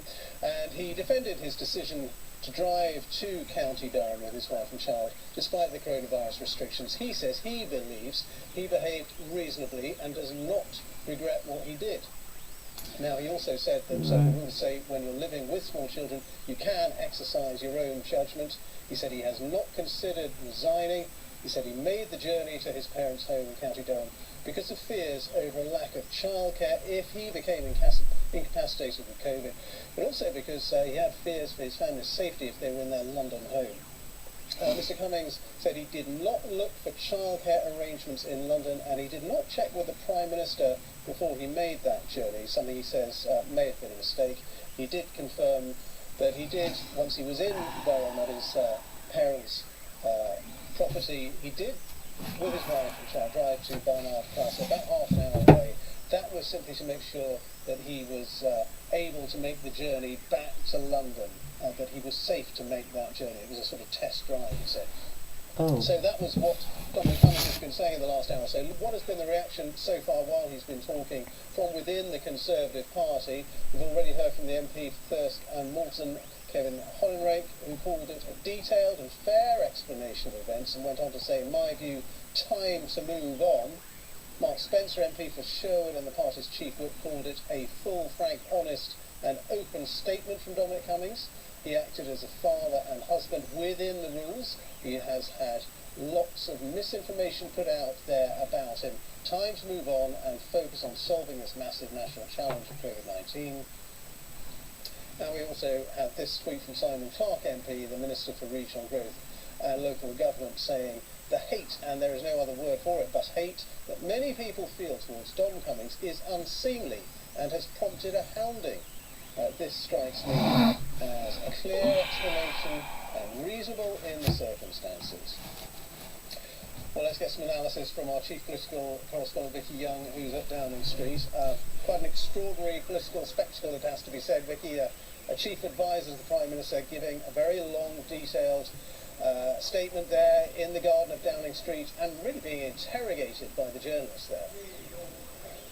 Yeah, and something I'm sure he would have hated having to do, and the fact that he's had to explain himself, I think, is recognition that he knows that there is a problem here. So he has had to give more detail, but I think striking that overall he says he has no regrets about what he did, that he hasn't considered resigning. He accused the media of fueling anger by printing and talking about false stories, although a lot of what was in the public domain he has confirmed today, and saying that he thinks he acted reasonably and sensibly and used his judgment. And I think that is the core here at all of this. He talked there about the reams of guidelines, but said that people have to use their common sense, suggesting, of course, they have to exercise their judgment. And I think a lot of people watching this might accept that he hasn't broken the law or broken the rules, but they well might think that actually over all these weeks they've been interpreting them far too strictly, because if you're allowed to do this, then it doesn't break the rules, then why haven't other people been doing it? He talked about exceptional circumstances. Again, I think a lot of people would have said, well, we were in those circumstances as well, and we didn't behave like this. And then on the detail of it all, I think there are still some issues here, particularly that other trip that he made when he went to Barnard Castle, talking about driving to test his eyesight. Now, I think that really will cause a few people to raise their eyebrows about all of that. That seems like a strange thing to do. Now, he may, of course, win plaudits for being so open, but putting himself out there to explain himself, taking detailed questions from journalists. Whether it's changed anyone's mind on what they feel about all of this is another matter, and ultimately, of course, it's only really the Prime Minister's opinion that matters, because he is the person who will decide whether he stays in his job or not. Yeah, and Boris Johnson tried to defend him yesterday with that news conference, but Mr Cummings effectively said at the beginning that he had been sent out there, or certainly he and the Prime Minister and others in Downing Street had agreed that the only way to try to diffuse this whole extraordinary row was for him to go out there and face the music. Yeah, and the Prime Minister apparently said to him that he should go and say to people directly and talk to them directly and explain how he had explained it to the Prime Minister himself. And I think there's another issue here, and that's that it's not really fair on other cabinet ministers to have to go out and defend Dominic Cummings when they haven't spoken to him themselves. That's not really their job. They've got other things that they want to be doing. So they obviously decided that strategy was better, but this story has been around actually behind the scenes, not that we knew about it, but of course the Mirror and The Guardian have been working on this for several weeks. They've been asking questions and not getting any response from Downing Street. And this idea that Dominic Cummings talked about confusion about some of the things that had been said, but I think the other slight problem was that he didn't come out with a statement on Friday when this broke. Downing Street didn't come out with a statement straight away. Nothing formal for quite a few hours. So I think he does accept that it would have been far better if he'd come out and said some of this at the beginning. But clearly he thinks that people have already made up their minds, and that people have, some of them got it in for him, and actually he may not be able to change their minds at all, but he feels that by explaining himself it might help. and that people might see things from a different perspective. He talks about the very complicated situation he was in and trying to explain that, how he acted in a way that he felt was the least risk to other people, making clear at all stages that he didn't go close to other people and that he did socially distance, didn't go near his parents and didn't go near other people either. Vicky, for the moment, thank you very much. That's Vicky Young there, our chief political correspondent. Outside number 10 Downing Street, let's get some more reaction from Jerry Jones, who we were talking to before that news conference. Jerry Jones, former advisor to Theresa May, and also Alex Dean, former advisor to David Cameron. Jerry, first of all, to you, you watched it all. What did you make of that? Was that a convincing performance, do you think, by Dominic Cummings? It was clearly a difficult experience for him. It was very long, and nobody could doubt the fact that he did answer every single question that was put to him. I think it will have bought him some time, and you can see that the Chief Whip and other senior figures within the Conservative Party showing a lead that they now hope that other MPs will follow in terms of saying that this was a persuasive argument from Dominic Cummings. I do wonder how much of this could have been avoided, though, if he hadn't just answered some straightforward questions rather earlier. He blames the media, clearly feels very aggrieved about a bunch of stories that he says are false. Well, you only have to think back, say, for example, to Alistair Campbell's new Labour media machine. One of the first rules they put in place was that of rapid rebuttal. When somebody says something that's wrong, get out there and correct it. Whereas the current administration's approach, which seems to be dictated by Dominic Cummings, is just ignore it, rise above it, treat it with, as some of those journalists, clearly some very angry journalists, some of them, feel that they've been treated and marginalised in a way that doesn't show them the sort of respect that their questions deserve. Alex Dean, do you agree with that? He could have, or Downing Street could have answered a lot of these questions ages ago. Could have done and probably should have done, and I think Jerry is right to say that they could have done that in a way that would have helped with this. And as you know, we were discussing it before he did the conference, I thought he needed to do it. But I thought he did it extremely well, and I think he's answered the questions that needed to be answered. I for my part, found it compelling. I don't think that there are questions that remain to be asked. He's talked out the conference, he answered everything that was asked of him. I mean, it must have been quite frustrating, actually, as some of the questions were repeated ad nauseum by journalists who seem to want to ask the same question that had been asked 10 times before them. But nevertheless, he's not a particularly famous person for his patience, but he held his tongue and he answered every single one of those questions, and I thought that was very good. And Jerry, just in terms of the specifics of what he said, so he confirmed that he did go to Barnard Castle, that he drove there to test his driving, to test his eyesight, effectively. He was worried about his eyesight, and that, Vicky Young was saying, that might strike some people as strange, that you would go for a test drive to test your eyesight with your wife and child, you know, potentially, if your eyesight wasn't good, but putting other road users in some danger. Some of the more colourful elements in the story are certainly going to be poured over by his critics. That is one that is causing a degree of merriment and disbelief already on social media, doubtless particularly for those who don't have any great fondness for Dominic Cummings or for his argument. I also thought that when he was asked about his second home and said, oh, it's not a nice place to be, it's a bunch of concrete blocks. Well, again, I mean, many people would give their eye teeth to have a second home of any sort that they could repair to in a situation of stress, as Dominic Cummings found himself in. In general, I think the problem is that this has got far enough that positions on both sides are really entrenched. I don't think he would have persuaded too many people. The bulk, the central allegation against him, that at a time we're all being told we should stay home, he travelled some, between 200 and 300 miles, he's proven and he acknowledges to be correct. He never responded to the questions that asked him about that over a series of weeks. So I think that this has got some way to run, and I think it means that it will be a drawn-out agony and distraction for the government at a time that they need it least, and that we as a population need it least. The only crumb of good news, I would say, for Dominic Cummings is by the end of that news conference, let's not beat about the bush, it was getting quite forward. And I would think that he and his colleagues would suggest that if they can bore the media to death over not becoming ours, this is still going to be a feeding frenzy, at least for the next 48 hours, But if they can play a straight game, if no new revelations come to light, then they might be able to either come out. So it's going to be, as I say, really distracting, really damaging, and the last thing that the Prime Minister needs, and the last thing that we need as a country. I don't know, I found it pretty absorbing actually, but anyway. Alex, do you think that he will have persuaded at least some of his critics that he did the right thing? Yes, I do, and furthermore, I think the very nature of any individual being ganged up on by a group means that they attract sympathy. I mean, it's very difficult not to feel sympathy for an individual standing there before a crowd that dislikes him. And I think that Joey's right. It was clear that some of these journalists were very angry and taken it personally. They regarded as beneath their dignity or an affront that they collectively haven't been treated with enough respect, light-skinned as they may be, thin-skinned rather, as they may be, about Dominic Cummings.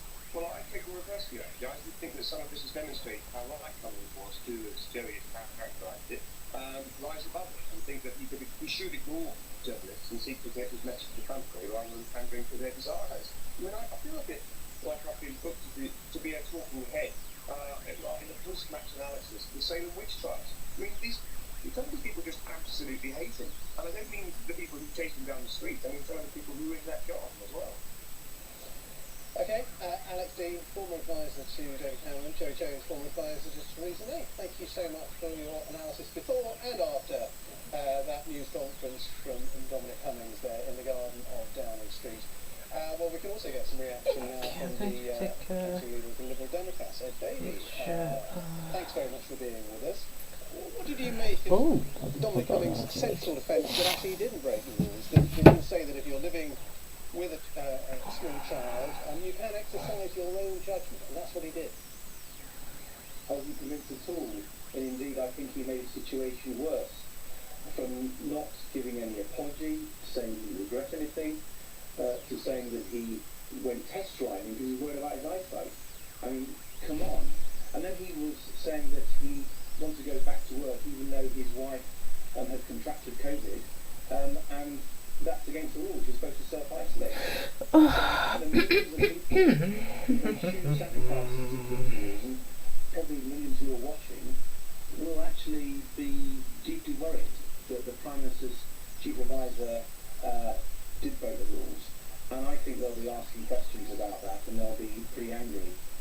And the Prime Minister now has got to decide what to do. This is a question of the Prime Minister's judgment.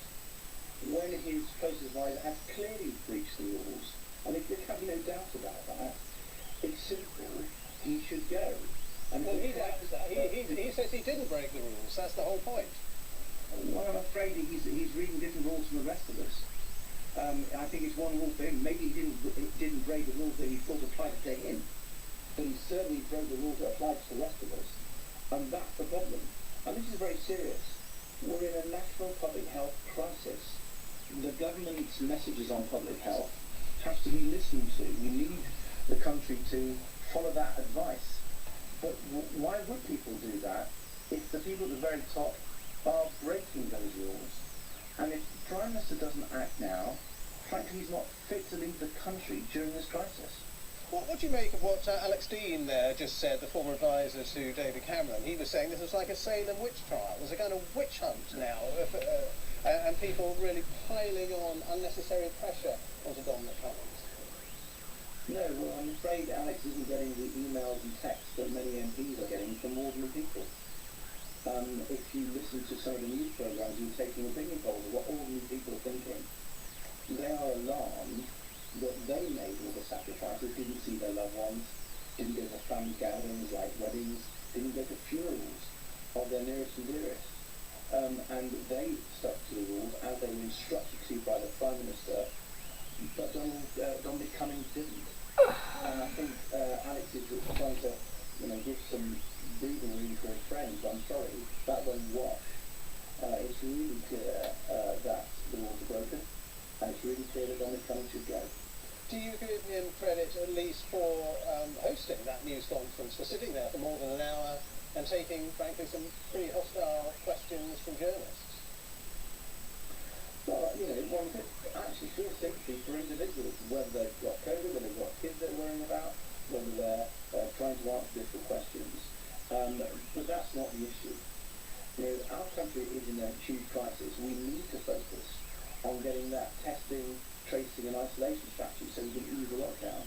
We need to focus on getting the PPE kit to the frontline NHS and care staff. We need to deal with the tragedy going on in our care homes. That's what we need to be doing. And unfortunately, Mr. Cummings has become a complete distraction. And indeed, the Prime Minister's failure to act is making dealing with coronavirus worse. And I hope Conservative MPs will now stand up. Some of them have been pretty brave in the last few days, but I don't think the Prime Minister is going to listen to anyone else other than Conservative MPs going to the Commons, going to Member and saying, this is unacceptable. Prime Minister, you have to act. And that's where it comes to. It's the Prime Minister's judgment now that's on the line. And if he continues to support Dominic Cummings and not the millions of people who've made the sacrifice, I'm afraid his colleagues on the Conservative backbenches will want to ask, is this the man to lead the country? I mean, Mr. Cummings did say he may have made a mistake in a couple of areas, for example, not telling the Prime Minister ahead of making that journey, but on the whole he was unrepentant. He said, I don't regret what I did, I haven't offered to resign. What I did was reasonable. He was asked if he wanted to apologise to the British people, and he didn't. So what do you make of that? Well, I thought the lack of contrition suggested a degree of arrogance that is alarming. I would have thought he would have listened to people who've been responding to the news reports. I thought he would be worried that his actions have caused real confusion at a time when we need clarity, we need certainty. But there was none of that from Mr. Cummings, and I think some humility and contrition and apology was the least he could have done. Personally, I think he should have resigned, because him remaining in post is getting in the way of the government tackling this health crisis our country is facing. Davey of the Liberal Democrats, thank you very much indeed for your time. Thanks for talking to us. You're watching BBC News. Now, let's speak to Professor Jonathan Ball, Professor of Molecular Virology at the University of Nottingham. Right, what time is it? From him as well. Oh! What do you make of what Mr. Cummings had to say? Oh! Oh, it's a good. Right.